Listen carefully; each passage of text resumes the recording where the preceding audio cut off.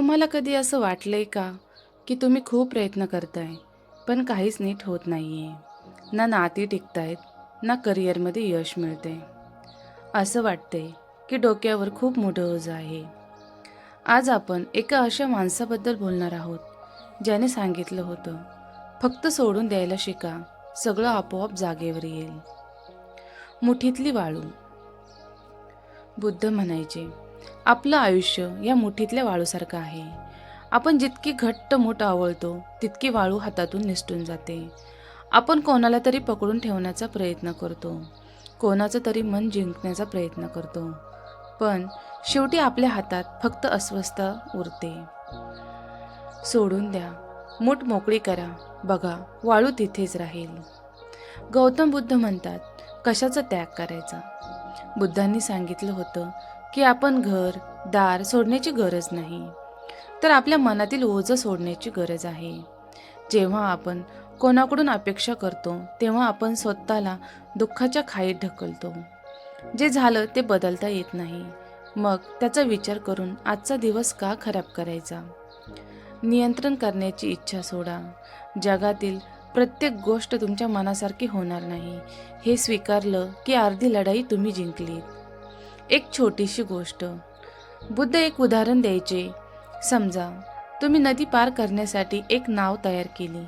नदी पार केल्यावर तुम्ही ती नाव डोक्यावर घेऊन फिरणार का? नाही ना. मग जुन्या आठवणी आणि जुने दुःख आपण डोक्यावर घेऊन का फिरतोय?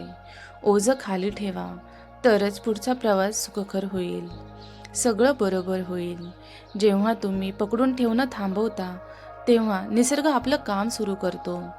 ज्या झाडाची पानं गळतात त्यालाच नवीन पालवी फुटते. तुम्ही जुन्या गोष्टी सोडल्याशिवाय नवीन आनंदाला जागा करू देऊ शकत नाही. विश्वास ठेवा, जेव्हा तुम्ही शांत होता तेव्हा ब्रह्मांड तुमच्यासाठी मार्ग शोधतं. सगळं बरोबर होऊन जाईल. आज रात्री झोपण्यापूर्वी स्वतःला सांगा, मी आजचा दिवस सोडून देतोय. जे झालं ते झालं. मी स्वतःला आणि इतरांना माफ करतोय. हे साधे शब्द तुमच्या मनावरचं ओझं हलकं करतील. गौतम बुद्ध म्हणाले होते, तुमचं मन हीच तुमची खरी शक्ती आहे. त्याला शांत करा. बाकी सगळं आपोआप ठीक होईल. हा व्हिडिओ अशा व्यक्तीला पाठवा, जिला सध्या शांततेची गरज आहे.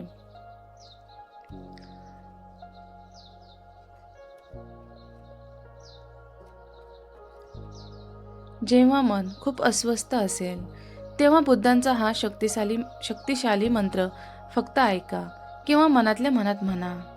बुद्धं शरणं गच्छामि. याचा अर्थ आहे, मी शांतीच्या, ज्ञानाच्या आणि करुणेच्या आश्रयाला जात आहे. हा मंत्र म्हणताना असं समजा की तुमच्या मनावरचं सर्व ओझं हळूहळू विरघळत चाललंय. चला, आता जिथे आहात तिथे शांत बसा. डोळे मिटा आणि एक दीर्घ श्वास घ्या. श्वास सोडताना असा विचार करा की तुम्ही तुमच्या सर्व राग, सर्व चिंता बाहेर सोडत आहात. तुमच्या मनाला सांगा, जे माझ्या हातात नाही ते मी सोडून देतोय. तुमच्या आयुष्यातील ज्या व्यक्तीने किंवा घटनेने तुम्हाला त्रास दिलाय, त्यांना मनातल्या मनात म्हणा, मी तुम्हाला माफ करतोय आणि मी स्वतःलाही मुक्त करतोय. फक्त 2 मिनिटे या शांततेचा अनुभव घ्या. तुम्हाला जाणवेल की सगळं काही हळूहळू बरोबर होत आहे.